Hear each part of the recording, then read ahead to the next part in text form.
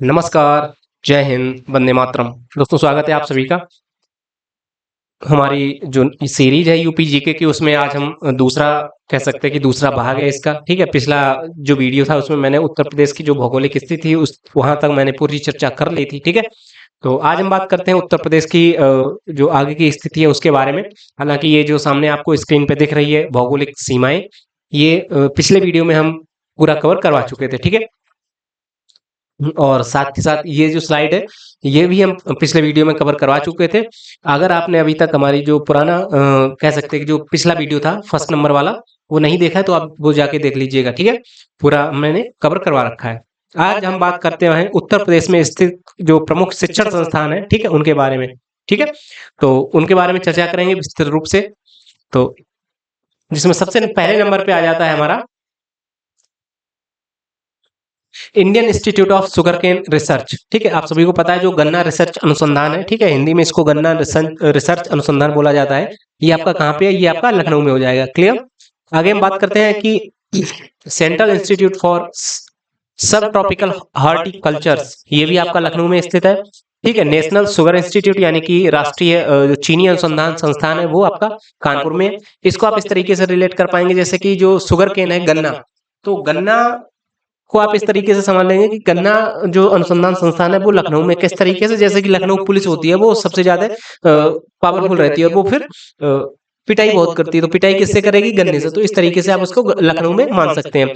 वहीं अगर sugar institute की बात करें तो शुगर माने होती है चीनी। और अगर चीनी के संदर्भ में बात की जाए तो जैसे कानपुर की जो लैंग्वेज है वो आप सभी ने अगर सुन रखी होगी तो बहुत ही प्यारी लैंग्वेज रहती है। तो इसको इस तरीके से रिलेट कर पाएंगे आप, या मतलब एक एग्जांपल सेट कर सकते हैं कि एग्जाम के पॉइंट ऑफ व्यू से या एग्जाम सेंटर पे आपको अचानक याद आ जाए कि हाँ यार अगर शुगर की बात हो रही है यानी कि मिठास की बात हो रही है, मिठास कानपुर की भाषा में बहुत ज्यादा इस तरीके से।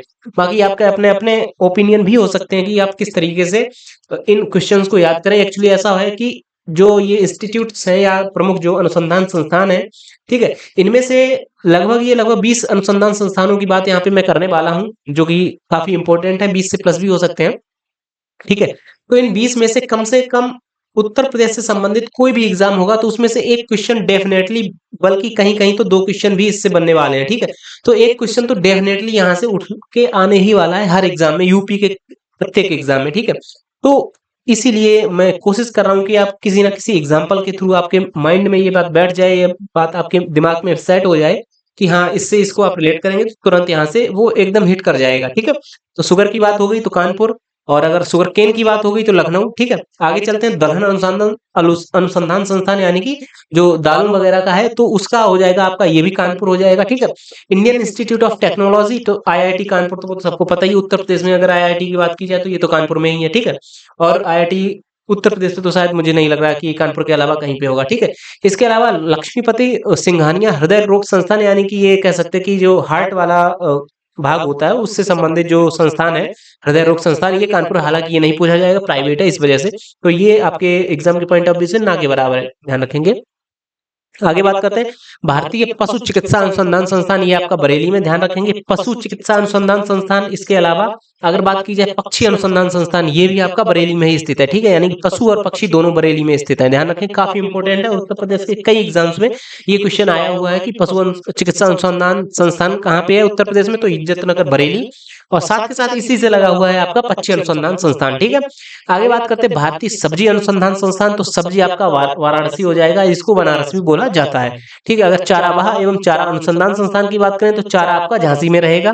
ठीक है, ये कई एग्जाम्स में क्वेश्चन पूछा गया कि भारतीय चारा अनुसंधान संस्थान कहाँ पे है, तो चारागाह एवं चारा अनुसंधान संस्थान जो है वो आपका झांसी में स्थित है। आगे बात करते हैं कि भारतीय कालीन औद्योगिक संस्थान, तो कालीन भदोई में स्थित है, हालांकि भदोई का जो वन डिस्ट्रिक्ट वन प्रोडक्ट है वो भी आपका कालीन ही है।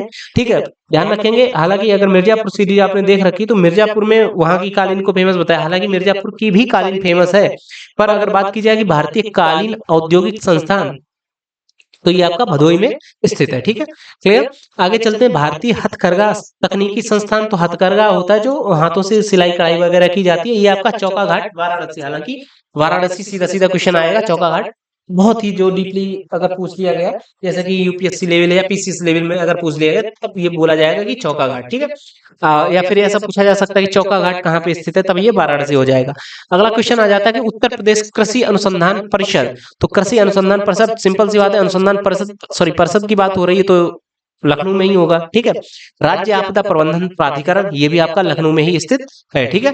क्लियर। तो institute of sugar cane Lucknow, sugar institute Kanpur, दलहन कानपुर, आईआईटी कानपुर, पशु चिकित्सा संस्थान इज्जत नगर बरेली, पक्षी अनुसंधान संस्थान इज्जत नगर बरेली, भारतीय सब्जी अनुसंधान वाराणसी, चारागाह झांसी, कालीन भदोही, हथकरघा, हथकरघा आपका ये भी वाराणसी हो जाएगा, और कृषि अनुसंधान संस्था अनुसंधान परिषद ये आपका हो जाएगा लखनऊ।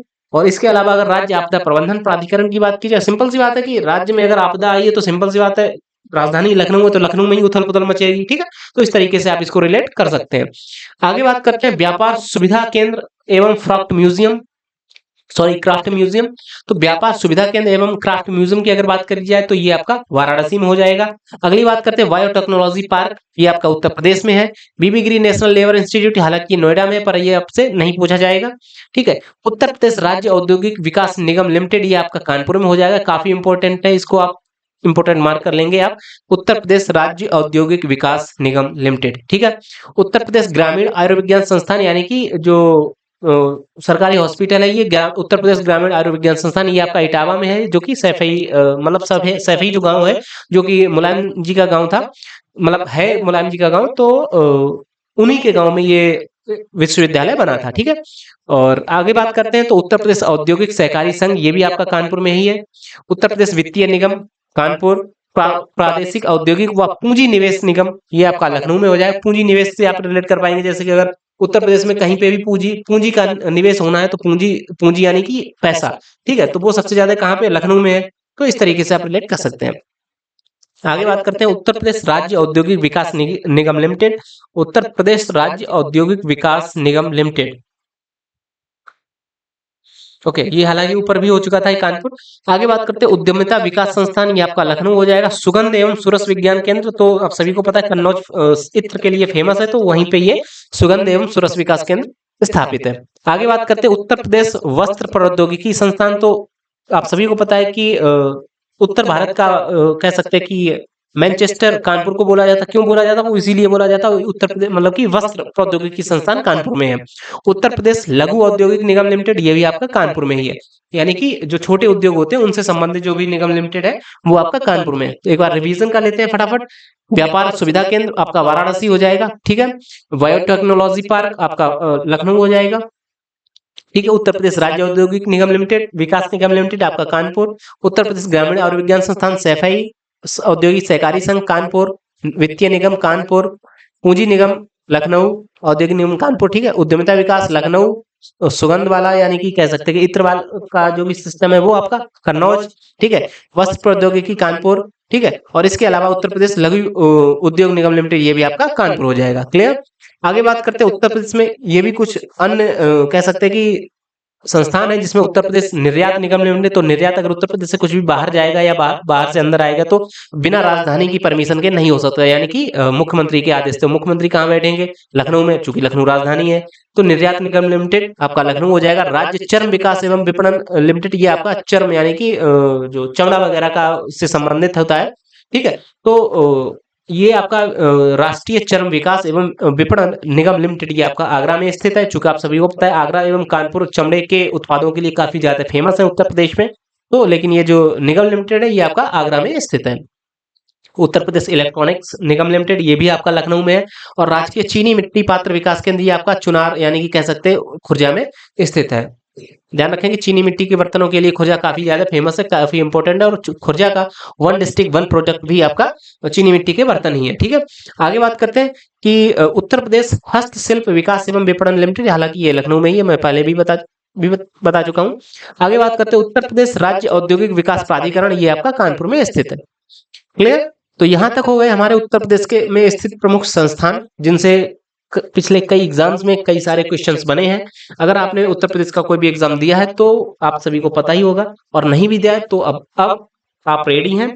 और यहाँ के बाद में अगर यूपी का जैसे यूपी कांस्टेबल ले लें आप, यूपी ट्रिपल एससी ले लें या फिर यूपी पीसीएस ले लें, तो इससे बाहर क्वेश्चन यूपी जी का अगर आ रहा है तो इससे बाहर क्वेश्चन नहीं बनेगा, ठीक है। आगे हालांकि अगर प्रादेशिक इकाइयों के बारे में बात की जाए, आप सभी को दिख रहा होगा, तो प्रादेशिक इकाइयों के बारे में अगर बात की जाए, उत्तर प्रदेश में 75 जिले हैं, 18 मंडल हैं, 5 विकास प्राधिकरण है और 4 संभाग हैं। पिछले पिछले भी वीडियो में मैंने ये सारी बात बताई थी। अगर ग्राम पंचायतों की बात की जाए तो लगभग 59,163 ग्राम पंचायतें हैं, 350 तहसीलें हैं। हालांकि अब तो ये ज्यादा हो सकती हैं, 3 या 4 354 तक हो गई हैं। हालांकि पर जो आपको देखना है वो आपको 350 पे ही टिक मार के आना, ठीक है। नगर पंचायतों की बात की जाए तो नगर पंचायत आपकी 437 है, ठीक है।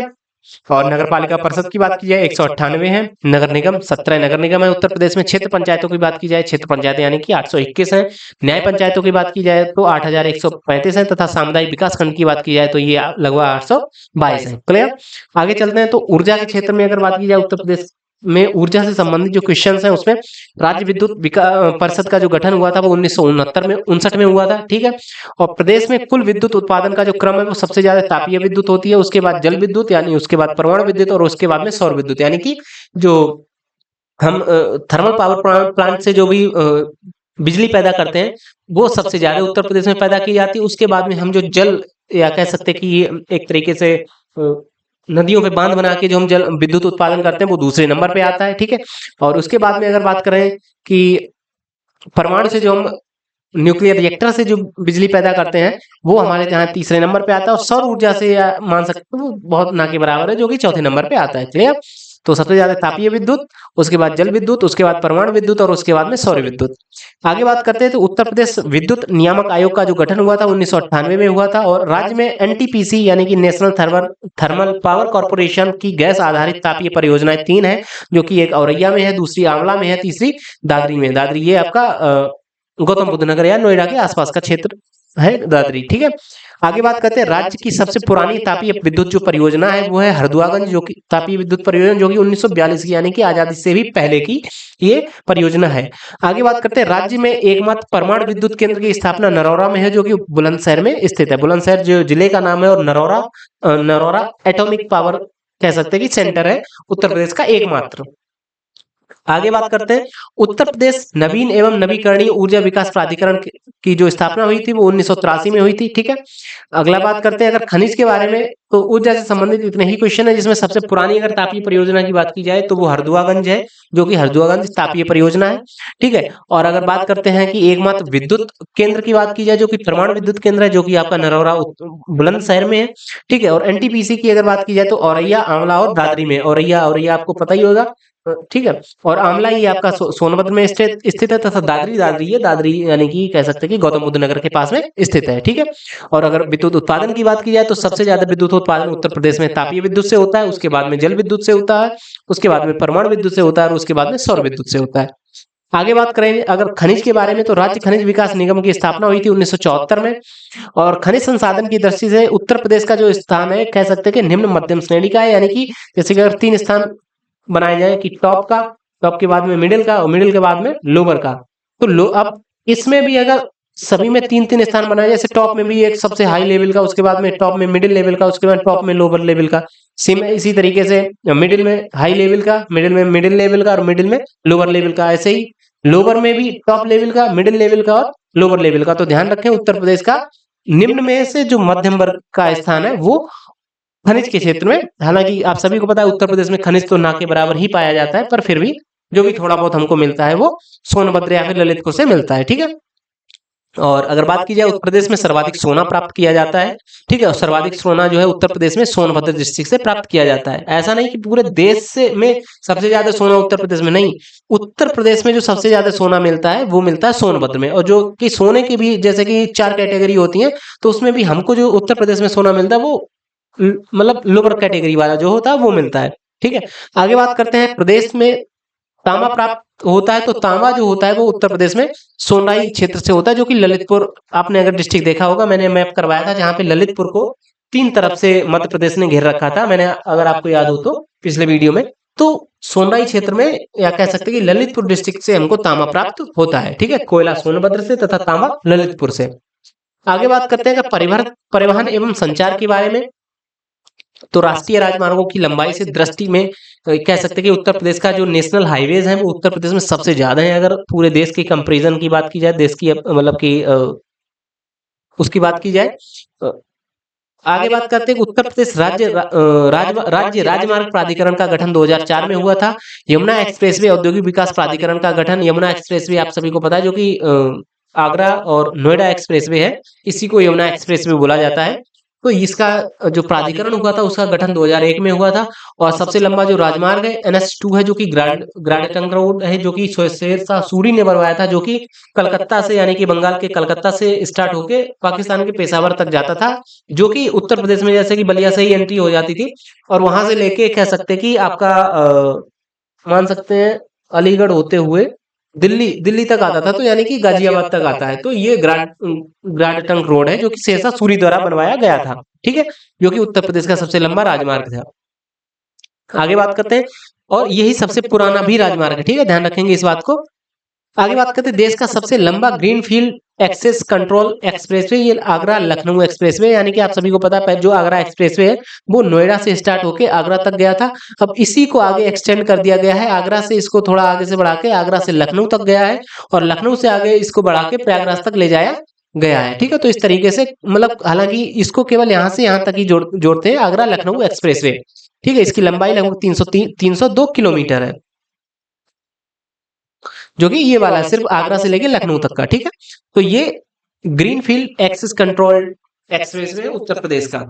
आगे बात करते हैं उत्तर प्रदेश राज्य परिवहन निगम की जो स्थापना हुई थी 1972 में हुई थी। 1972 को यानी कि जिस समय 1971 में हम पाकिस्तान को धूल चटा रहे थे उसके जस्ट बाद में हमने परिवहन उत्तर प्रदेश सड़क परिवहन निगम की स्थापना कर दी थी। उत्तर प्रदेश राज्य सेतु निगम की स्थापना की बात की जाए तो ये 1973 में कर दी थी, यानी कि राज्य सड़क के बाद में जस्ट अगले साल हमने सेतु निगम की स्थापना कर दी थी। काफी ये इंपॉर्टेंट हो जाता है, ये इसलिए इंपॉर्टेंट हो जाता है जैसे कि अभी हाल ही में आपने अगर करंट अफेयर देखा हो तो बिहार में पिछले 12 दिन के अंदर 17 पुल मतलब ढह गए थे।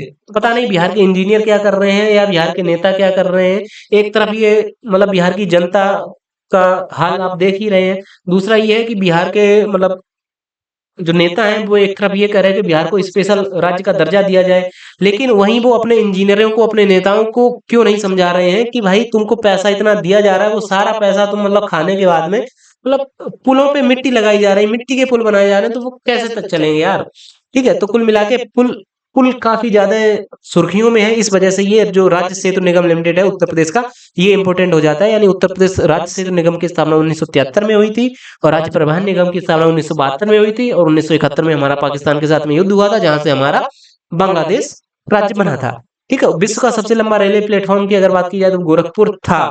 वर्तमान में तो शायद गोरखपुर नहीं रहा है, आप देख लेंगे एक बार गूगल कर लेंगे, हालांकि अब गोरखपुर नहीं है ये तो मैं कंफर्म हूँ, पर कौन सा है वो आप देख लीजिएगा।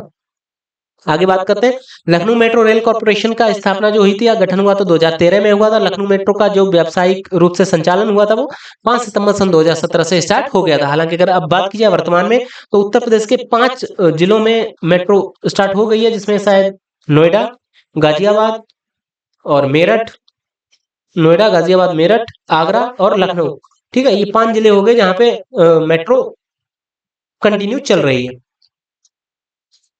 नोएडा, गाजियाबाद, मेरठ, हाँ, छठा एक और है यहाँ पे क्या नाम, कानपुर, ठीक है। तो ध्यान रखेंगे आप, आगरा, लखनऊ, कानपुर।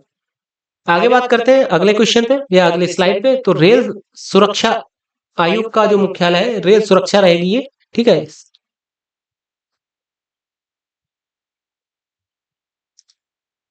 रेल सुरक्षा आयोग का मुख्यालय ये भी आपका लखनऊ में, ठीक है।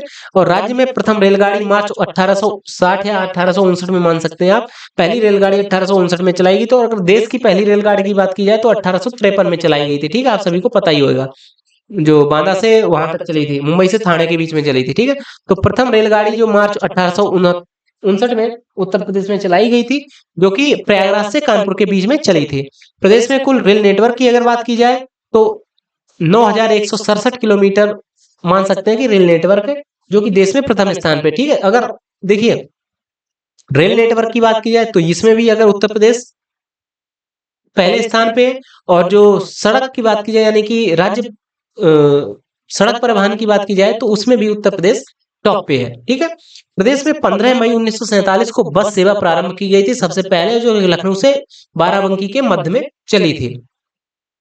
पूर्वांचल एक्सप्रेसवे की अनुमानित जो लंबाई है वो 340 किलोमीटर है। ध्यान रखेंगे यूपी के ही फिलहाल अभी किसी एक एग्जाम में शायद आरओ वाला जो कैंसिल हो गया था, ठीक है, उसमें ये क्वेश्चन आया था कि मिलान करिए मतलब आगरा एक्सप्रेसवे की लंबाई कितनी है। यहाँ पे मतलब कि उन्होंने ऑप्शन दे रखे थे 450 किलोमीटर, 300 किलोमीटर या 302 किलोमीटर, या यहाँ पे मान लीजिए आप 340 किलोमीटर, इस तरीके से आगरा एक्सप्रेसवे या लखनऊ एक्सप्रेसवे, ठीक है, और पूर्वांचल एक्सप्रेसवे, और एक और दे दिया गंगा एक्सप्रेसवे, ठीक है, यहाँ पे दे दिया आपका 500 किलोमीटर। तो इस तरीके से बोला था कि इसका मिलान करिए कि कौन सा किससे है। ये आरओ का ही क्वेश्चन था शायद, ठीक है, तो इसका ध्यान रखेंगे आप। पूर्वांचल एक्सप्रेसवे की अनुमानित लंबाई लगभग 340 किलोमीटर है। आगरा एक्सप्रेसवे की जो लंबाई, सॉरी, आगरा लखनऊ एक्सप्रेसवे की जो लंबाई है वो लगभग 302 किलोमीटर। ठीक है, हम पीछे पढ़ चुके हैं, आगे हम स्लाइड में पढ़ेंगे पूरे सारे एक्सप्रेसों की जो लंबाई है पूरी। ठीक है, लखनऊ दूरदर्शन की जो स्थापना हुई थी वो 1975 में हुई थी। ठीक है, आगे हम बात करते हैं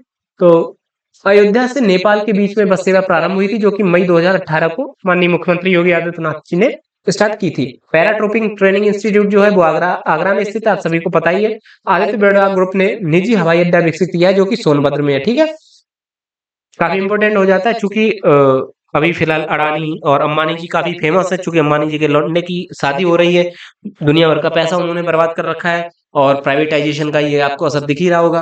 तो उसी संदर्भ में अडानी ग्रुप से भी क्वेश्चन आ सकता है। तो ऐसा कौन सा हवाई अड्डा है जो कि अडानी ग्रुप ने अपने व्यक्तिगत खर्चे से ही पूरा हवाई अड्डा विकसित किया है? तो वो आपका सोनभद्र में जो म्योरपुर हवाई अड्डा है वो अडानी, सॉरी, आदित्य बिरला ग्रुप ने अपने निजी खर्चे से पूरा विकसित किया है। ध्यान रखेंगे इस बात को।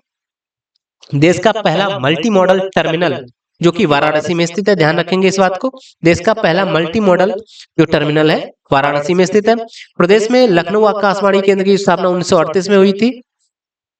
ओके, ठीक है, इसको ध्यान रखेंगे। जो आकाशवाणी केंद्र है उत्तर प्रदेश का जो लखनऊ है वो 1938 में हुई थी इसकी स्थापना, और दूरदर्शन की स्थापना 1975 में हुई थी। आप सभी ने, अगर आपकी मतलब पता नहीं आपकी क्या एज रही है, वर्तमान में क्या एज होगी, पर अगर आपने जो पहले रेडियो बजा करता था ना, अगर आप अपने दादा से या पिताजी से पूछेगा तो उनके समय में बजते थे, तो वहां पे वो जो समाचार देती थी, चाहे महिला हो या पुरुष हो, तो वो बोलता था कि नमस्कार, हम आकाशवाणी के लखनऊ केंद्र से बोल रहे हैं। तो वो जो आकाशवाणी का जो लखनऊ केंद्र था वो 1938 में उसकी स्थापना हुई थी। ठीक है, ध्यान रखेंगे। और अगर दूरदर्शन की बात की जाए, आप सबको पता है कि सत्यम शुभम सुंदरम दूरदर्शन का स्लोगन है या लोगो था। तो उस दूरदर्शन की स्थापना 1975 में हुई थी। अगर आपने ब्लैक एंड व्हाइट फिल्म देख रखी है, ब्लैक एंड व्हाइट टीवीज देखी है, तो उस समय इसका काफी चलन रहा था। ठीक है, और अगर वर्तमान की बात की जाए यानी कि आगे बात करते हैं, तो भारत का सर्वप्रथम हवाई डाक सेवा जो भारत में शुरू हुई थी वो भी उत्तर प्रदेश में शुरू हुई थी। ध्यान रखेंगे, पहली रेलगाड़ी, हालांकि वो महाराष्ट्र में हुई थी, लेकिन अगर रेल नेटवर्क की बात की जाए तो सबसे ज्यादा उत्तर प्रदेश में है। ठीक है, सड़क नेटवर्क की बात की जाए तो वो सबसे ज्यादा उत्तर प्रदेश में। पहली हवाई यात्रा अगर बताई जाए तो वो इलाहाबाद यानी प्रयागराज से नैनी के बीच में चला था, पहला जो हवाई डाक सेवा शुरू हुई थी। ठीक है, पहली हवाई यात्रा नहीं, पहली हवाई डाक सेवा। और इंदिरा गांधी राष्ट्रीय उड़ान अकादमी, ये आपका फुर्सतगंज यानी अमेठी में स्थित है। ठीक है, ध्यान रखेंगे, इंदिरा गांधी राष्ट्रीय उड़ान इंस्टीट्यूट। आगे हम बात करते हैं जनसंख्या के बारे में। तो उत्तर प्रदेश की जो कुल जनसंख्या है वो लगभग 19,98,12,341 है। ठीक है, जो कि अनुमानित लगभग आप 20 करोड़ मान सकते हैं। और ये अगर 20 करोड़ जो जनसंख्या है वो पूरे देश का लगभग 17% है। ठीक है, पूरे देश का 17% आप इसको मान सकते हैं। 16.51 है, हालांकि अगर आप एग्जैक्ट फिगर लेके चलेंगे 16.51% है पूरे देश का, पर अगर अराउंड जाएंगे तो 70% मान ली जाती है। ठीक है, आगे बात करते हैं कि राज्य की कुल जनसंख्या में अगर पुरुषों का प्रतिशत देखा जाए तो लगभग 52% पुरुष है, महिलाएं 41% है या 48% मान लीजिए आप। ठीक है, चूंकि 50 से जैसे ही ऊपर होता, 50 से 51 होगा तो फिर वो पूरा ही काउंट हो जाता है इस तरीके से। तो महिलाएं 48% है और पुरुष 52% है, यानी कि 2% पुरुष उत्तर प्रदेश में कह सकते कि आप आगे समझ जाइए। आगे बात करते हैं कि राज्य की कुल जनसंख्या में ग्रामीण जनसंख्या का जो प्रतिशत है वो लगभग 78% है। ठीक है, यानी कि कह सकते हैं कि उत्तर प्रदेश में जो ग्रामीण जनसंख्या है वो 78% है, और अगर नगरीय जनसंख्या की बात की जाए वो लगभग 22% नगरीय जनसंख्या है। ठीक है, ध्यान रखेंगे इस बात को। आगे बात करते हैं सर्वाधिक जनसंख्या वाला जो जिला है उत्तर प्रदेश का प्रयागराज है। मैंने आपको बताया था कि प्रयागराज ऐसा जिला है जहाँ पे 12 विधानसभा सीटें हैं, ठीक है। और जो मैंने आपको 3 अन्य जिले बताए थे वो आप कमेंट करके बताइए। मैंने 3 अन्य जिले बताए थे जो कि उत्तर प्रदेश में सबसे कम विधानसभा सीटों वाले जिले थे, ठीक है। कमेंट करके बताइए कौन कौन से थे। और अगर आपको नहीं पता है तो आप पिछला वाला जो पार्ट 1 वाला जो वीडियो है वो जाके देखिए, आगे लगभग 40 मिनट का वीडियो है, वहां पे पूरा पूरा बताया मैंने, ठीक है। आगे बात करते हैं मुरादाबाद, यानी कि सबसे ज्यादा जनसंख्या वाला जिला की बात की जाए तो प्रयागराज, दूसरे नंबर पे आ जाता है मुरादाबाद और तीसरी नंबर पे आ जाता है गाजियाबाद। और गाजियाबाद ही ऐसा जिला है जो कि सबसे ज्यादा जनसंख्या घनत्व वाला जिला है, यानी कि प्रति वर्ग किलोमीटर में सबसे ज्यादा लोग अगर निवास करते हैं पूरे उत्तर प्रदेश में तो सबसे ज्यादा घने जो लोग निवास करते हैं वो गाजियाबाद डिस्ट्रिक्ट में निवास करते हैं। आगे बात करें न्यूनतम जनसंख्या वाले अगर 3 जिलों की बात की जाए तो सबसे कम जनसंख्या है महोबा में, उससे थोड़ी ज्यादा है चित्रकूट में और उससे भी थोड़ी ज्यादा है आपके हमीरपुर में, ठीक है। तो सब सर्वाधिक जनसंख्या में हालांकि 3-3 का आप ध्यान रखिएगा, क्योंकि अगर आप पीसीएस लेवल तक की एग्जाम दे रहे हैं तो सबसे ज्यादा जनसंख्या प्रयागराज, उससे थोड़ा कम मुरादाबाद, उससे थोड़ा कम गाजियाबाद। और अगर न्यूनतम जनसंख्या की बात की जाए तो सबसे कम महोबा, उससे थोड़ा ज्यादा चित्रकूट, उससे थोड़ा ज्यादा हमीरपुर, ठीक है। एक बार रिवीजन कर लेते हैं। टोटल लगभग 20 करोड़ की जनसंख्या है उत्तर प्रदेश की, जो कि पूरे देश का 16.5% है। इसको 17% भी आप मान सकते हैं। अगर पुरुषों की बात की जाए तो लगभग 52% पुरुष जनसंख्या है, 48% महिला जनसंख्या है। अगर ग्रामीण जनसंख्या और शहरी जनसंख्या की बात की जाए तो लगभग 78% शहरी ग्रामीण जनसंख्या है और 22% यानी 22% ग्रामीण जनसंख्या, सॉरी शहरी जनसंख्या, ठीक है, क्लियर। आगे बात करते हैं जनसंख्या घनत्व के बारे में। अगर जनसंख्या घनत्व ये होता है जैसे कि प्रति वर्ग किलोमीटर के अंदर कितने ज्यादा लोग निवास करते हैं, यानी कितना ज्यादा घनत्व, डेंसिटी, ठीक है। तो उत्तर प्रदेश का जो अगर जनसंख्या घनत्व की बात की जाए तो लगभग ये ऑन एन एवरेज मतलब पूरे उत्तर प्रदेश में 829 व्यक्ति प्रति वर्ग किलोमीटर, यानी कि जैसे कि 1 किलोमीटर ये यहाँ से यहाँ तक 1 किलोमीटर की रास्ता है और ये भी 1 किलोमीटर, तो इस 1 किलोमीटर का जो वर्ग है इसमें 829 लोग निवास करते हैं पूरा ओवरऑल उत्तर प्रदेश के परसेंटेज का, मतलब अनुपात रूप से, ठीक है। वहीं अगर बात की जाए सबसे ज्यादा जनसंख्या घनत्व की बात की जाए तो वो आपका गाजियाबाद हो जाता है, ठीक है, मैंने बता भी रखा है। तो 2001 से 11 के दौरान जनसंख्या घनत्व में वृद्धि दर की गई थी 129 व्यक्ति प्रति वर्ग किलोमीटर, यानी कि इससे पहले की अगर बात की जाए तो लगभग 700 से भी लगभग थोड़ा कम 690 व्यक्ति प्रति वर्ग किलोमीटर रहा करते थे 2001 से पहले। वहीं अगर 2001 से 2011 की बात की जाए तो लगभग 139 व्यक्तियों की वृद्धि हो गई थी और ये लगभग 829 व्यक्ति प्रति वर्ग किलोमीटर हो गए थे, ठीक है। सर्वाधिक जनसंख्या घनत्व की बात की जाए, घनत्व मैंने आपको बता दिया कि डेंसिटी कितने ज्यादा लोग इसमें निवास करते हैं, ठीक। जैसे कि इसको आप इस तरीके से मान सकते हैं, जैसे सपोज आपके पास में एक जग है या एक बाल्टी है जो कि 10 लीटर की है। इसी सिनेरियो में आप समझ लीजिए कि वो पूरा हमारा जो उत्तर प्रदेश है पूरा 10 लीटर का है। अब उस 10 लीटर की बाल्टी में आप कितने कितना मतलब कह सकते हैं, चाहे पानी ले लीजिए या डीजल तेल कुछ भी, डीजल ले पानी ले लीजिए, आप उसमें 5 लीटर पानी रख रहे हैं, 10 लीटर रख रहे हैं या 8 लीटर रख रहे हैं, तो ये हो गया उसका जनसंख्या घनत्व, यानी कितना ज्यादा कितना घना है। सेम इसी तरीके से अगर पूरा उत्तर प्रदेश है तो उसमें कितने ज्यादा लोग एक वर्ग किलोमीटर में रहते हैं, तो वो हो जाता है आपका जनसंख्या घनत्व। और उत्तर प्रदेश में अगर सबसे सर्वाधिक जनसंख्या घनत्व वाले जिले की बात की जाए, क्वेश्चन इस तरीके से ही बनेगा, सर्वाधिक जनसंख्या घनत्व से, तो सबसे ज्यादा जनसंख्या घनत्व आपका हो जाता है गाजियाबाद, मैंने बता भी रखा है। उसके बाद में वाराणसी और उसके बाद में लखनऊ, ठीक है। और अगर न्यूनतम जनसंख्या घनत्व की बात की जाए, सबसे कम जनसंख्या घनत्व है आपका ललितपुर का और उससे भी कम है आपका सोनभद्र का, मतलब उससे थोड़ा ज्यादा है सोनभद्र का और उससे थोड़ा ज्यादा है आपका हमीरपुर का, ठीक है। यानी कि ललितपुर में तो बहुत ना के बराबर लोग रहते हैं, मतलब रहते तो काफी है, पर यहाँ का जनसंख्या जो घनत्व है वो बहुत कम है। यानी कि कह सकते हैं कि एक घर है आपका, मान लीजिए कि ये पूरा अगर हमीर मान लीजिए ललितपुर है तो एक घर यहाँ पे है, फिर एक यहाँ पे, फिर एक यहाँ पे, इस तरीके से। वहीं अगर गाजियाबाद की बात की जाए तो अगर ये पूरा गाजियाबाद है तो यहाँ पे मतलब बिल्कुल ऐसे घने घने लोग बसे हुए इस तरीके से, तो इसको आप मान सकते हैं जनसंख्या घनत्व, ठीक है। क्लियर, अब तो क्लियर हो गया होगा ना क्या होता है जनसंख्या घनत्व, क्या होता है घनत्व, ठीक है। तो सर्वाधिक जनसंख्या घनत्व आपका गाजियाबाद में, दूसरे नंबर पे आपका वाराणसी आ जाता है, तीसरे नंबर पे आपका लखनऊ है। वहीं अगर सबसे कम जनसंख्या घनत्व की बात की जाए तो आपका ललितपुर, देन आपका सोनभद्र और उसके बाद में हमीरपुर, ठीक है, क्लियर। अब बात करते हैं साक्षरता दर के बारे में।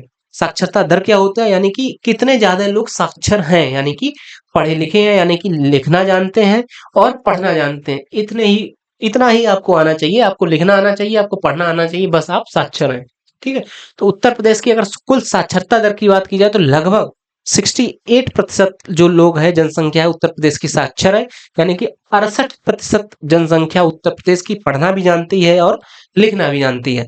वहीं अगर पुरुष साक्षरता की बात की जाए तो 100% में, यानी कि ये 68% तो ओवरऑल उत्तर प्रदेश के जो 20 करोड़ है, तो 20 करोड़ में 68% लोग हैं जो कि पढ़ना जानते हैं या लिखना जानते हैं। वहीं अगर बात की जाए लगभग कितना हो जाएगा ये 22%, तो 2 और 10 में नहीं 32%, तो 32% लोग ऐसे हैं जो कि ना पढ़ना जानते हैं या पढ़ना मतलब पढ़ना ना पढ़ना जानते ना लिखना जानते, क्योंकि जो लिखना जानता होगा वो ऑलरेडी पढ़ना जानता ही होगा, अगर पढ़ना जानता है तो वो लिखना भी जानता होगा।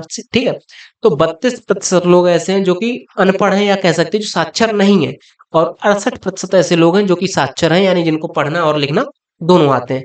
अब इस 68% में भी 20 करोड़ के 68% में भी पुरुष और महिला में डिवाइड करेंगे, जैसे कि अगर मान लीजिए कि 100 पुरुष हैं और 100 महिलाएं हैं, ठीक है, और इन 100 पुरुषों में भी मान लीजिए आप 77 पुरुष ऐसे हैं जो कि साक्षर हैं। वहीं अगर बात की जाए लगभग आपके 23 पुरुष ऐसे हैं जो कि अनपढ़ हैं। अगर महिलाओं के बारे में बात की जाए तो लगभग 57 महिलाएं, यानी 100 में सिर्फ 57 महिलाएं हैं जो पढ़ना और लिखना जानती हैं। ये जो आंकड़ा है ध्यान रखेंगे आप, वर्तमान में तो ये आंकड़ा बढ़ गया होगा पर 2011 की जनसंख्या के अनुसार है। ठीक है, ध्यान रखेंगे इस बात को, क्योंकि 2021 में हमारी जनसंख्या होनी थी, जो कि जनसंख्या की जो काउंटिंग थी वो होनी थी, पर कोरोना आ गया था, इस वजह से जनसंख्या की काउंटिंग नहीं हो पाई थी। तो 100 में से मात्र 57 महिलाएं हैं जो कि पढ़ना लिखना जानती हैं, और जो बची हुई लगभग आपकी 43 महिलाएं हैं वो ना तो पढ़ना जानती हैं और ना ही लिखना। क्या विकट परिस्थिति है उत्तर प्रदेश की, ध्यान रखेंगे। तो सिनेरियो की अगर बात की जाए तो कुल साक्षरता दर लगभग 68% है, और उस 68% में भी अगर पुरुष साक्षरता दर की बात की जाए तो लगभग 70% पुरुष साक्षरता दर है, और महिला साक्षरता दर लगभग 57% है।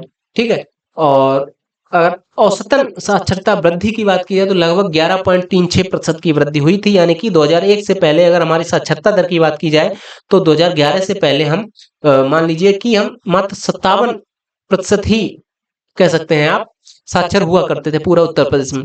पुरुष एवं महिला साक्षरता दर में अंतर तो वही लगभग 20% है। ये तो सिंपल सी बात है, कोई दिक्कत नहीं, ये आएगा भी नहीं। ठीक है, सर्वाधिक साक्षरता अगर वाले जिलों की बात की जाए तो सबसे ज्यादा साक्षर लोग गौतम बुद्ध नगर में, जो कि आपका नोएडा है। ठीक है, ध्यान रखेंगे इस बात को, यानी उत्तर प्रदेश में सबसे ज्यादा साक्षर लोग नोएडा में है। उसके बाद में दूसरे नंबर पे आ जाते हैं सबसे ज्यादा साक्षर लोग आपके कानपुर के हैं, और तीसरे नंबर पे आ जाते हैं औरैया डिस्ट्रिक्ट के लोग तीसरे नंबर पे सबसे ज्यादा साक्षर हैं। वहीं अगर सबसे कम साक्षरता दर वालों की बात की जाए तो आपका श्रावस्ती, बहराइच, बलरामपुर, सॉरी बलरामपुर, ये सबसे कम साक्षरता दर वाले जिले हैं, जो कि आपके अगर आपने मैप देखा हो तो ये नेपाल तथा बिहार के साथ में जो सीमा साझा करते हैं उत्तर प्रदेश के जो जिले हैं, हालांकि ये सारे नेपाल के साथ में ही सीमा साझा करते हैं, श्रावस्ती, बहराइच, बलरामपुर, तो उस तरफ काफी ज्यादा भाई गरीबी है। और हालांकि वर्तमान सरकार की अगर बात की जाए तो वर्तमान सरकार ने वहां पे बहुत ज्यादा कह सकते कि विकास के लिए, विकास कार्यों के लिए पैसा भी बहुत खर्च किया है, बहुत सारा बजट आवंटित किया है उस क्षेत्र के विकास के लिए, उस क्षेत्र में एजुकेशन के विकास के लिए, बाकी अन्य सुविधाओं के विकास के लिए। पर वही है ना कि जो हम आज लगाते हैं वो आज के लगभग 5 मिनिमम 5 साल या मतलब कि नॉर्मल 10 सालों बाद में दिखाई देता है, तो समय लगेगा वहां पे लोगों को साक्षर होने में या जो विकास कार्य है उसको दिखाई पड़ने में। ठीक है, फिलहाल आपके मतलब का ये नहीं है। आप याद रखिएगा कि सर्वाधिक साक्षरता वाला जिला अगर बात की जाए तो गौतम बुद्ध नगर, जो कि नोएडा में है, दूसरे नंबर पे कानपुर है, और तीसरे नंबर पे अगर बात की जाए तो औरैया है। और वहीं अगर सबसे कम साक्षरता दर वाले दर की बात की जाए, यानी कि कह सकते हैं कि जहाँ पे सबसे कम लोग पढ़े लिखे हैं, तो वो आ जाता है आपका श्रावस्ती, बहराइच तथा बलरामपुर। ठीक है, इसके अलावा एक और सिनेरियो आता है, जैसे कि हम पिछले जब से मैं बता रहा हूँ सारे जो मैंने आंकड़े बताए उसमें पहले तो ओवरऑल मैं आंकड़ा बताता हूँ, उसके बाद में पुरुषों का अलग और महिलाओं का अलग बताता हूँ ना। जैसे कि पुरुषों की साक्षरता दर आपकी 77% है, महिलाओं की मात्र 57% है। लेकिन अगर बात की जाए कि जिला जिला बार अगर हम निकालें पुरुषों तथा महिलाओं का जो अंतर है वो, या सिनेरियो है वो जो, ठीक है, तो वहां पे सेम यही मतलब कि कह सकते कि ऑर्डर रहता है कि सबसे ज्यादा जो पुरुष साक्षर हैं वो गौतम बुद्ध नगर में है। उसके बाद में अगर सबसे ज्यादा पुरुष साक्षर हैं वो कानपुर के हैं। उससे ज्यादा सबसे ज्यादा अगर पुरुष साक्षर हैं वो औरैया के हैं।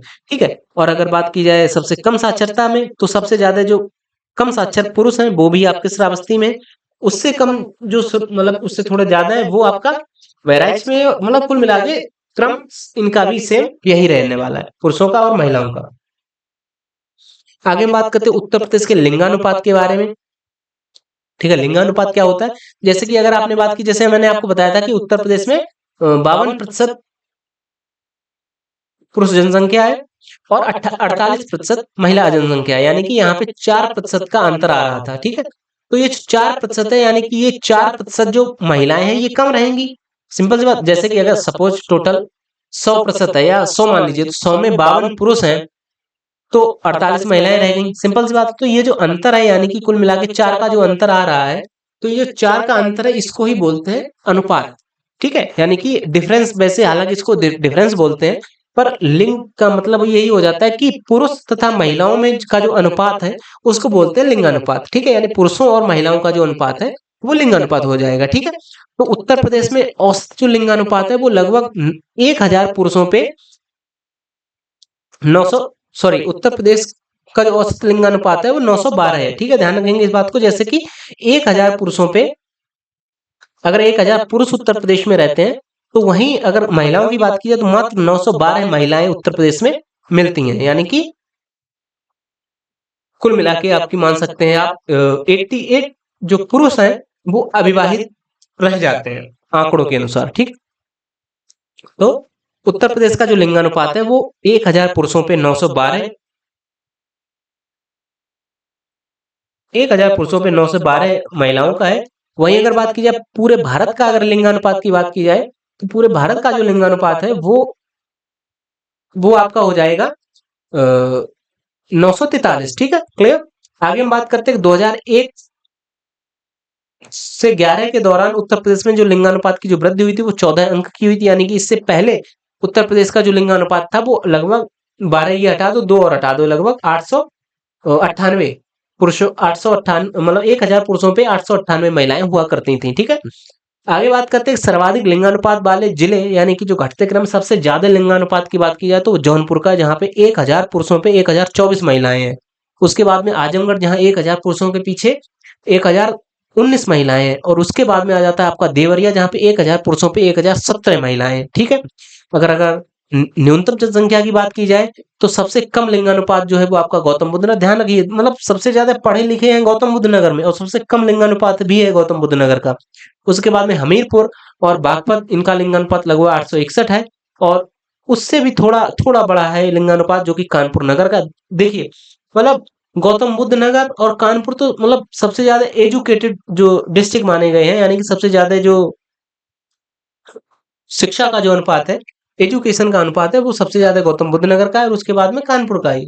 और सबसे जो कह सकते हैं कि न्यूनतम लिंगानुपात है वो भी गौतम बुद्ध नगर का है, 851, मतलब 1000 पुरुषों पे 851 महिलाएं। और अगर कानपुर की बात की जाए तो 1000 पुरुषों पे 863 महिलाएं। ठीक है, ये लिंगानुपात हो गया ओवरऑल, यानी कि पुरुषों का और महिलाओं का। ठीक है, यानी कि जहाँ पे 1000 पुरुषों पे 912 महिलाएं हमको प्राप्त हुई थी। ठीक है, और उत्तर अगर पूरे भारत की बात की जाए तो 943 महिलाएं हैं 1000 पुरुषों पे। ठीक, आगे हम बात करते हैं शिशु लिंगानुपात के बारे में। शिशु लिंगानुपात यानी कि जो बच्चों का लिंगानुपात होता है। एक तो पुरुष लिंगानुपात जो कि वयस्कों का हो गया, अब शिशु का, जैसे कि इसको अलग अलग इसलिए निकाला जाता है कि ये देखा गया कि उत्तर प्रदेश में कितने शिशु पैदा होते हैं, उनमें से कितने मतलब कि मेल शिशु होते हैं, कितनी फीमेल शिशु होती हैं। ठीक है, और उसमें से भी कितने जीवित रहते हैं, कितने मृत हो जाते हैं। इस तरीके से तो शिशुओं का जो लिंगानुपात है वो भी, ये भी आपकी 2011 की ही जनगणना के अनुसार आपको मैं बता रहा हूँ। उत्तर प्रदेश का जो शिशु लिंगानुपात है, 0 से 6 वर्ष तक की आयु के जो बच्चे होते हैं उनको ही शिशु बोला जाता है, ये तो आपको पता ही होगा। तो 902 बच्चियां हैं, यानी कि जो बेटियां हैं, 1000 बेटों के पीछे या 1000 बच्चों पे जो पुरुष बच्चे हैं उनके उनके रेशियो में 902 लड़की। ठीक है, यानी कि 1000 लड़कों पे 902 लड़कियां, ये शिशुओं का लिंगानुपात है। ठीक है, वहीं अगर बात की जाए कि ये जो सिनेरियो है ये घटा है, 14 अंक तक ये कम हुआ है। वहीं अगर पुरुषों की लिंगानु मतलब पुरुषों के लिंगानुपात में 14 अंक की बढ़ोतरी हुई है और शिशुओं के लिंगानुपात में 14 अंक की घटोत्तरी हुई है। ये वर्तमान में 902 लड़की प्रति लड़का है और अगर 2001 की बात की जाए तो वहां पे 916 लड़कियां प्रति 1000 लड़के हुआ करती थी।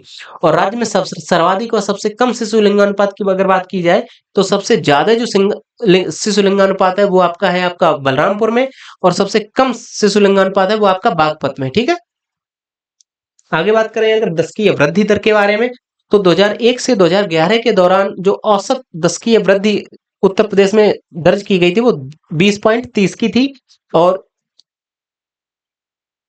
औसत वार्षिक वृद्धि की अगर बात की जाए तो उत्तर प्रदेश लगभग 1.85 की जो औसत वार्षिक वृद्धि दर से आगे बढ़ रहा था। हालांकि अगर वर्तमान की बात की जाए तो अभी इसका मतलब ऑफिशियल इस तरीके के नोटिस मतलब कह सकते हैं कि आपके नहीं है आंकड़े, पर वर्तमान में उत्तर प्रदेश की अगर बात की जाए 10 की वृद्धि दर की या वार्षिक वृद्धि दर की तो उत्तर प्रदेश लगभग 7 से 8% की स्पीड से इंक्रीज हो रहा है।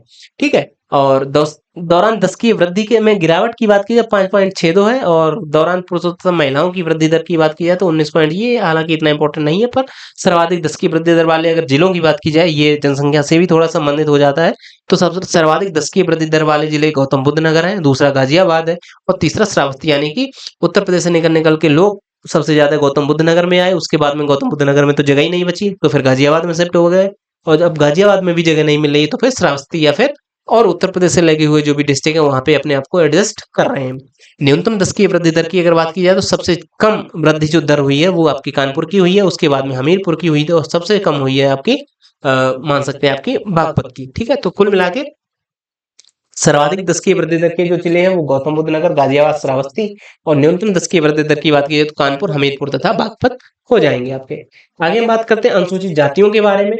तो आप सभी को पता है कि उत्तर प्रदेश में कई सारी जातियां हैं, कई सारी अनुसूचित जातियां हैं, कई अनुसूचित जनजातियां भी हैं। ठीक है, तो इनसे भी क्वेश्चन पूछा गया है।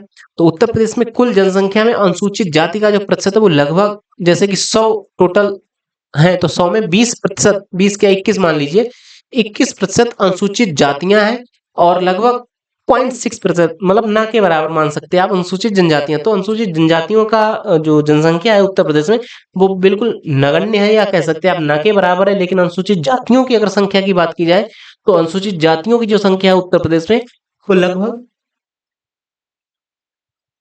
21% तक है। ठीक है, देश में सर्वाधिक अनुसूचित जाति वाला जो राज्य है वो ही आपका उत्तर प्रदेश ही है। ठीक है, ध्यान रखेंगे आप, देश में सर्वाधिक अनुसूचित जाति वाला जो राज्य है उत्तर प्रदेश है, जहां पे लगभग 17% तक अनुसूचित जनजाति पाई जाती है, अनुसूचित जाति की जो संख्या है वो पाई जाती है पूरे मतलब देश के संदर्भ में। पूरे देश में जैसे कि अगर 100 लोग रहते हैं तो 100 अनुसूचित जाति के लोगों में अकेले 17 लोग ऐसे होते हैं जो कि उत्तर प्रदेश से संबंधित होते हैं। ठीक है, वहीं अगर बात की जाए सर्वाधिक अनुसूचित जनजाति वाला जो जिला है वो आपका हो जाएगा सोनभद्र। यहाँ से देखिए, ऊपर से ही देखिए आप, हाँ मतलब देश में सर्वाधिक अनुसूचित जाति वाला जो राज्य है वो आपका उत्तर प्रदेश है और देश में सर्वाधिक अनुसूचित जनजाति वाला अगर जिला की बात की जाए वो आपका मध्य प्रदेश हो जाएगा। ठीक है, ध्यान रखेंगे इस बात को। और सर्वाधिक अनुसूचित जाति जनसंख्या वाला जो जिला है वो आपका सीतापुर है। ठीक है, सबसे ज्यादा अनुसूचित जाति की जो जनसंख्या है वो सीतापुर में स्थित है और सबसे कम अनुसूचित अनुसूचित जनजाति आया था बार बार, सबसे ज्यादा अनुसूचित जाति सीतापुर और सबसे कम अनुसूचित जाति बागपत। ठीक है, ध्यान रखें, यानी बागपत में बिल्कुल ना के बराबर अनुसूचित जाति के लोग रहते हैं और अगर सबसे ज्यादा अनुसूचित जाति की बात की जाए तो वो आपके सीतापुर में रहते हैं। ठीक है, आगे बात करते हैं सर्वाधिक अनुसूचित जनजाति वाला जो जिला है वो आपका सोनभद्र हो जाएगा उत्तर प्रदेश में। चूंकि भले उत्तर प्रदेश में 0.6% ही जनसंख्या रहती है, पर मान लीजिए आप जैसे कि उत्तर प्रदेश की में अगर 1000 लोग हैं तो इन 1000 में का अगर 0.6% भी निकाला जाए तो फिर भी 10 लोग हो गए ना, 10 ही होंगे। तो ये आपका हो जाएगा मतलब ये 10 लोग में भी मान सकते हैं आप सबसे ज्यादा मान लीजिए 8 लोग या 7 लोग ये अकेले सोनभद्र में रहते हैं। ठीक है, तो सबसे ज्यादा अनुसूचित जनजाति वाला जो जिला है उत्तर प्रदेश का सोनभद्र है। सबसे ज्यादा अनुसूचित जाति वाला जिला आपका सीतापुर हो जाएगा। सबसे ज्यादा अनुसूचित अनुसूचित जाति वाला जो सबसे कम अनुसूचित जाति वाला जो जिला है वो आपका बागपत हो जाएगा और सबसे कम अनुसूचित जनजाति वाला जिला ये भी आपका बागपत ही रहेगा। ठीक है, प्रदेश में अनुसूचित जनजाति के से रहित जिले यानी कि उत्तर प्रदेश में ऐसे कौन से जिले हैं जहां पे अनुसूचित जनजाति बिल्कुल है ही नहीं, तो वो आपकी अयोध्या और जालौन, दो ऐसे डिस्ट्रिक्ट हैं जहां पे अनुसूचित जनजाति का कोई भी व्यक्ति नहीं रहता है। ठीक है, आगे बात की जाए स्लम जनगणना के बारे में। स्लम यानी कि कह सकते हैं कि जो घनी आबादी है या घनी आबादी जो गरीबी आबादी है, इस तरीके से हम मान लें, जो गरीब और घनी आबादी है। तो प्रदेश में कुल स्लम आबादी में उत्तर प्रदेश का चौथा स्थान है। देश की कुल स्लम आबादी में उत्तर प्रदेश का चौथा स्थान है, यानी कि पूरे देश में अगर सबसे ज्यादा मतलब जो स्लम एरिया है, यानी कि गरीबी और एकत्रित जो लोग रहते हैं, ठीक है, वो उसमें चौथे नंबर पे आता है उत्तर प्रदेश। और 2011 की जनगणना से देश में कुल आबादी में स्लम आबादी लगभग 9.5% तक रहती है। ठीक है, आगे बात करते हैं राज्य में सर्वाधिक स्लम आबादी वाले जो जिले हैं, घटते क्रम में सबसे ज्यादा आपका मेरठ में स्लम है एरिया, उसके बाद में आगरा, उसके बाद में कानपुर नगर। ठीक है, और कुल आबादी में अगर स्लम आबादी का प्रतिशत को लगभग 3.12% है। हालांकि ये शायद पूछा जाए, पर पढ़ाना हमारा काम था और आपका पढ़ना काम है। ठीक है, धर्म आधारित जनसंख्या की अगर बात की जाए तो सबसे ज्यादा उत्तर प्रदेश में हिंदू रहते हैं, आप सभी को पता ही होगा। उसके बाद में मुस्लिम, उसके बाद में सिख, उसके बाद में ईसाई, उसके बाद में जैन, और उसके बाद में बौद्ध। ठीक है, ध्यान रखेंगे इस बात को, उत्तर प्रदेश में सबसे ज्यादा हिंदू, मुस्लिम, सिख, ईसाई, जैन और फिर बौद्ध, ये उत्तर प्रदेश के जो धर्म आधारित जनसंख्या है उसका घटते हुए क्रम में स्थान है। प्रदेश में कुल जनसंख्या में अल्पसंख्यक का जो प्रतिशत है वो लगभग 20.30% है, यानी कि अल्पसंख्यक वही मुस्लिम, जहां तक मुझे लगता है। ठीक है, तो प्रदेश की जो मुस्लिम आबादी है वो 20% है। और सर्वाधिक एवं सबसे कम लिंगानुपात वाले जो धार्मिक समुदाय हैं वो ईसाई एवं सिख हैं, यानी कि ईसा, अब ये देखिए, एक मैंने आपको बताया था लिंगानुपात जो कि पूरे देश के संदर्भ में था। उसके बाद में उत्तर प्रदेश के संदर्भ में मैंने आपको बताया था पुरुष तथा महिला का लिंगानुपात। उसके बाद मैंने एक अन्य चीज आपको बताई थी कि शिशुओं का लिंगानुपात, जहाँ पे 1000 शिशु पुरुष पे 902 शिशु बालिकाएं रहेंगे। और अगर पुरुष लिंगानुपात की बात की जाए या महिला लिंगानुपात की बात की जाए तो वो आपका 943 हुआ करती थी। ठीक है, लेकिन अगर 943 ही थी ना, 912 थी, 912 थी। ठीक, भारत की थी 943। ठीक, आगे बात करते हैं कि धर्म आधारित अगर लिंगानुपात की बात की जाए तो सब देखिए, हिंदू, मुस्लिम, सिख, ईसाई, सिख तक की तो जो जनसंख्या है जैन बौद्ध की, इनका तो लिंगानुपात लगभग सरावर सही चल रहा है। लेकिन एक बात होती है ना, सबसे कम लिंगानुपात वाले जो धार्मिक समुदाय है उसमें आ जाता है आपका ईसाई। तो ईसाइयों का जो लिंगानुपात है वो मात्र 950। आप देखिए, 1000 अगर ईसाई पुरुष हैं उत्तर प्रदेश में, तो 1000 ईसाई पुरुषों की अपेक्षा मात्र 950 ईसाई महिलाएं ही हैं। यानी कि अगर ईसाई सिर्फ ईसाई महिला से शादी करता तो 50 ईसाई पुरुष आजीवन अविवाहित रह जाएंगे। ठीक है, वहीं अगर सिखों की बात की जाए, उत्तर प्रदेश में जो सिख समुदाय है रहने वाला, वो 1000 पुरुषों पे मात्र 885 ही पुरुष, सॉरी, महिला सिख हैं। ठीक है, इस हिसाब से लगभग कुछ नहीं तो आपका 115 जो पुरुष हैं वो ऐसे रह जाएंगे सिख समुदाय के, जो कि अविवाहित रह जाएंगे। ठीक है, आगे बात करते हैं उत्तर प्रदेश की सांस्कृतिक विविधता के बारे में। तो ये थोड़ा काफी इंपॉर्टेंट क्वेश्चन या कह सकते हैं थोड़ा इंपॉर्टेंट टॉपिक हो जाता है, तो इसके बारे में हम अब अगले जो वीडियो रहेगा हमारा, यानी कि 3rd नंबर का, उसमें चर्चा करेंगे। ठीक है, उत्तर प्रदेश की सांस्कृतिक विविधता के बारे में आज हमने क्या क्या पढ़ा, कई सारे हमने टॉपिक आज कवर किए, जिसमें सबसे पहले हमने बात की उत्तर प्रदेश के प्रमुख शिक्षण संस्थानों के बारे में। दूसरे नंबर पे हमने बात की उत्तर प्रदेश की प्रशासनिक इकाइयों के बारे में। तीसरे नंबर पे हमने बात की उत्तर प्रदेश की ऊर्जा स्थिति के बारे में। ठीक है, खनिज के बारे में, परिवहन तथा संचार के बारे में। ठीक है, जनसंख्या के बारे में, जनसंख्या में भी जनसंख्या घनत्व के बारे में, साक्षरता दर के बारे में, लिंगानुपात के बारे में, दशकीय वृद्धि दर के बारे में, ये भी जनसंख्या से ही संबंधित है। इसके अलावा अनुसूचित जाति तथा जनजाति की जो जनसंख्या है उसके बारे में बात की, स्लम जनसंख्या की बात की। ठीक है, और धार्मिक धर्म आधारित जो जनगणना थी या जो जनसंख्या थी उसके बारे में हमने बात की। अब कल के वीडियो में आपको देखने को मिलेगा उत्तर प्रदेश की सांस्कृतिक विविधता के बारे में, तो जुड़े रहेंगे आप हमारे साथ में। मिलते हैं आपसे नए वीडियो में, तब तक के लिए आज्ञा दीजिए। ओके, बाय बाय, जय हिंद, वंदे मातरम। जुड़े रहिए हमारे साथ, मिलते हैं नए वीडियो में। जय हिंद।